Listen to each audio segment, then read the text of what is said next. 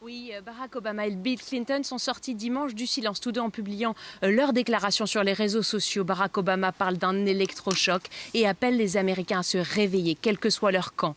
Même appel du côté de Bill Clinton qui évoque un moment charnière, je cite, les décisions que nous prenons et les actions que nous menons façonneront notre histoire pour les années à venir. Ces réactions sont inédites. Hillary Clinton avait pris la parole après la mort de René Good, mais pas son époux. Côté Maison-Blanche, le récit reste le même. Ils évoquent des terroristes de l'intérieur. Mais la mort d'Alex Pretty commence à fracturer le camp républicain.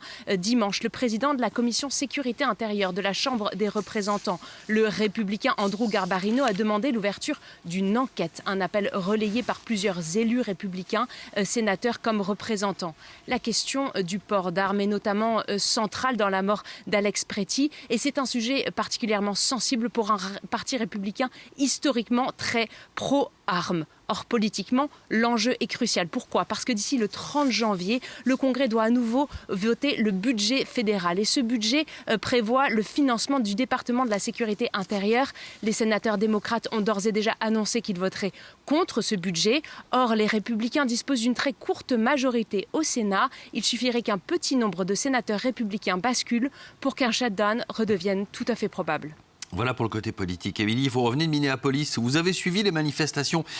Quel est le sentiment qui domine chez ces manifestants? Est-ce que c'est celui d'une forme d'impunité dont bénéficieraient ces agents fédéraux?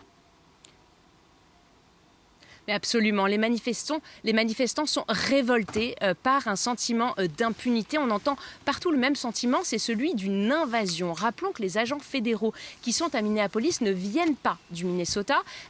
On entend dans toutes les manifestations dégager, rentrer chez vous et parfois même, on sait qu'il fait froid, rentrer.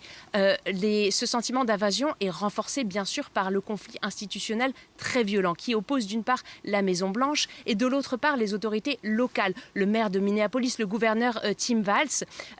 Concrètement, dans l'affaire René Good, aucune enquête n'est en cours. Le numéro 2 du ministère de la Justice, Todd Blanche, a très tôt annoncé qu'aucune enquête fédérale ne serait ouverte et la police criminelle du Minnesota a été dessaisie du dossier. En revanche, des enquêtes ont bien été ouvertes au niveau fédéral, mais elles concernent la compagne de René Good et plusieurs figures politiques du Minnesota. Plusieurs procureurs de l'État ont d'ailleurs démissionné mi-janvier en signe de protestation.